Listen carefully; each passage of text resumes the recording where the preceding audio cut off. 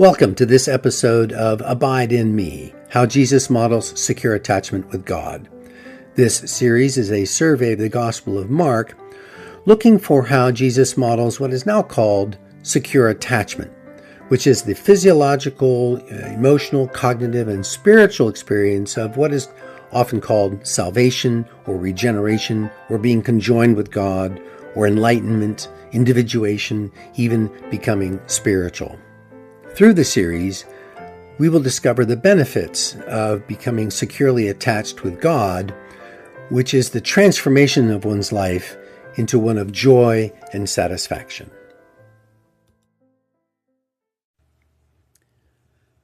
The first two stories of Mark chapter 10 are loosely connected, as the first is an example of how Jesus was so focused on connecting heaven and earth, and spirit and body, and goodness and truth as the higher consciousness of life, that he was able to avoid the traps that were being set for him by those who were afraid of losing their power and place.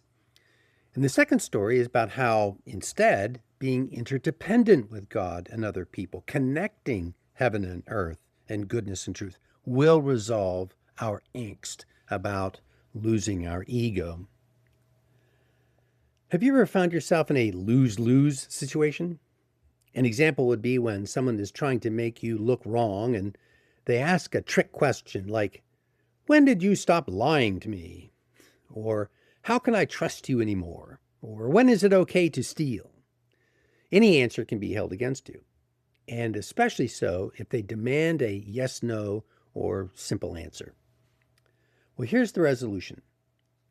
A person who cares about you does not ask such questions. A loved one does not try to trap you unless their hearts have been wounded by some traumatic experience and they don't know any other way to communicate with you and need healing. A person seeking understanding does not ask questions which complicate the answer. We're investigating how Jesus is modeling a secure attachment with the Father and with people. He certainly asks challenging questions, as in response to the trick one, what did Moses say in the law? He was clearly being a rabbi here and challenging the current understanding with an equally valid understanding of this ancient law. But he never tries to trick anyone. He never sets up a lose-lose scenario when he comes upon a person and asks them a question. He regards every single person as a child of God, a human being, worthy of his love and available for his healing. He never disparages or dismisses those who fear him or those who are acting from evil intent even. I've tried to live this model, recognized the many failures, and I've realized after the fact sometimes that I indeed had a hidden agenda to win an argument or to force the person to agree with me. And I have made authentic attempts which failed, not because of my ego, but because the other person just did not want a relationship and did not accept my gift of unconditional love. So life is complicated. Now we know how it ended for Jesus. He was murdered for loving unconditionally. So we rightly fear, if not for our lives, certainly for our ego and our reputation or our life's mission. Our task is thus to practice connecting to others through truth and love, through connecting heaven and earth, so that when we are challenged, we will not be trapped by a trick question. Instead, we will, like Jesus, be able to go to the heart of the matter and focus on foundational principles upon which we live. So Jesus makes no attempt to answer the "when is it allowable to divorce" trick question. Instead, he challenges them to look to the reason for marriage and the principles underlying it. He has let go of any need to answer the attack and speaks instead to the hearts of those who would listen to him for physical and spiritual healing.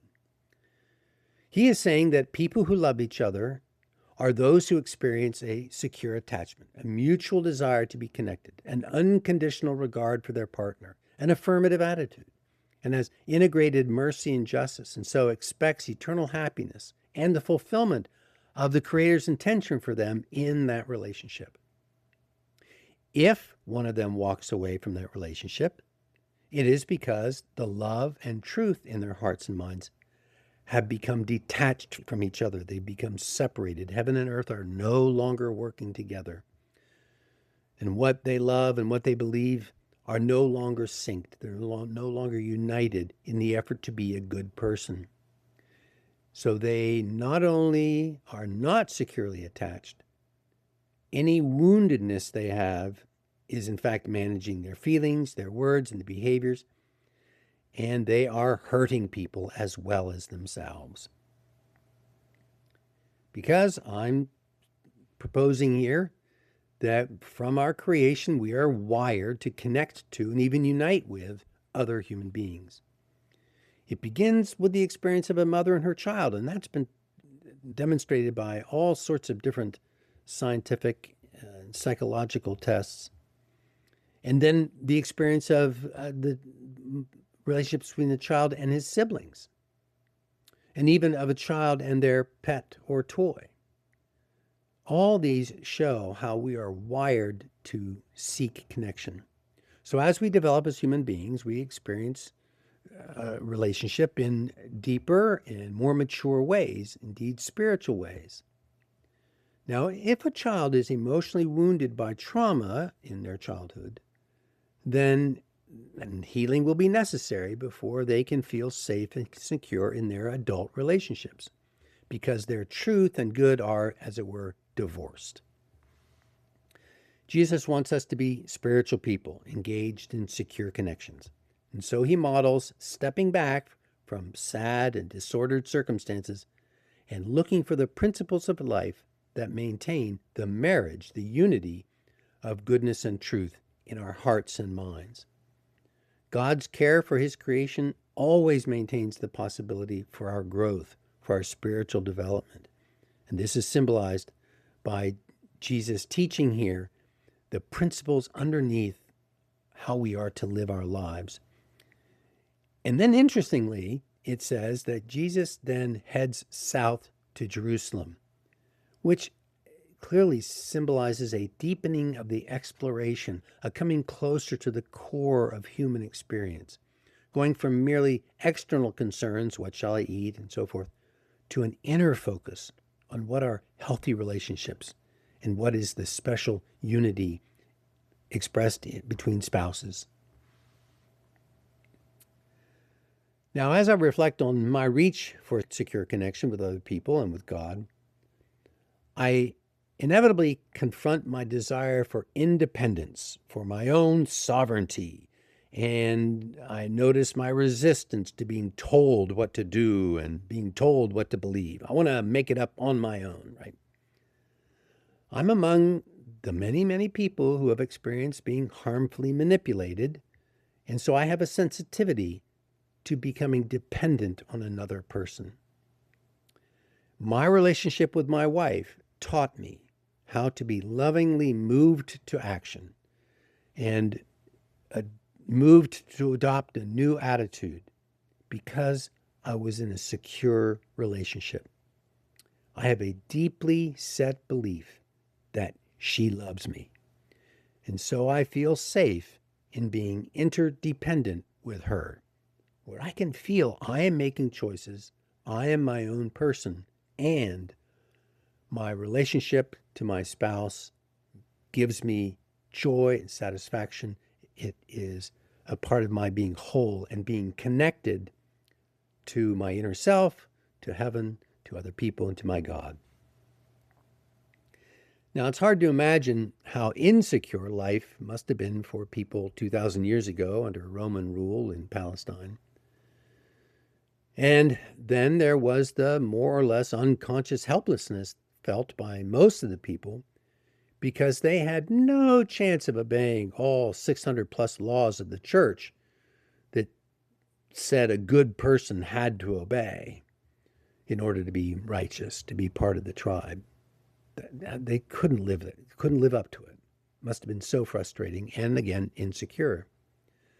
And then Jesus appears on the scene, offering people a courageous stance, right, on their own, and freedom from manipulation while learning how to connect with each other. While many people resisted his call, even wanted to stop him, many more responded to his reach for a secure connection with them. They would beg him to be with them and to heal them. And in this story, the parents bring their children to him for a blessing. My heart aches for that kind of relationship of trust and caring, like that of a parent who would let a stranger hold and touch their baby. So I let go for a moment my need for independence and consider what Jesus means about being like a child. A child is actually completely dependent on their caregivers. The child has no resistance to receiving all they need. They'll take whatever you hand them and often put it right in their mouths. So everything that little baby has is a gift, a blessing that brings them joy and satisfaction for at least as long as their attention lasts, right? The child does not have any sense of needing to earn this gift of love and sustenance. The child does not have any thought of being in control. And so they let go and they move on so easily and so quickly from one moment to the next. Even if it's from upset, they find joy very quickly. It takes us adults continued effort and attention to be like a child in our relationships. Of course, we have to be discerning. Of course, we have to take care of ourselves. We have to assess what's being handed to us. And then, when we are giving our love to another, and when we are receiving it from them, there is a willingness to give and receive, unhindered by considerations of need or of merit, judgment. That ease is indeed innocence. And it is the innocence, the willingness to be dependent, to follow, that is symbolized by the child Jesus took in his arms and blessed. So our task is to look for this safe connection with others, whether the connection is only superficial or very deep. Our search for connection, sharing, safety with others prepares us to experience a relationship with our God like that of a child with a loving parent. We receive the gift of life without resistance and with joy, and we use that life by flowing with it, unhindered by fear of loss or scarcity. I imagine the apostles were humbled and delighted in the same moment by these experiences.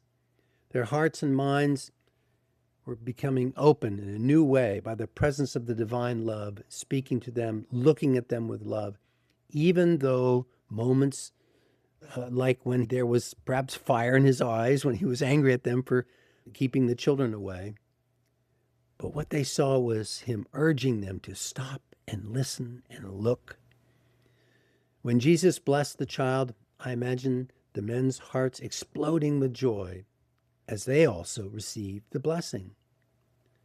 Perhaps it was only a moment. The men would soon forget.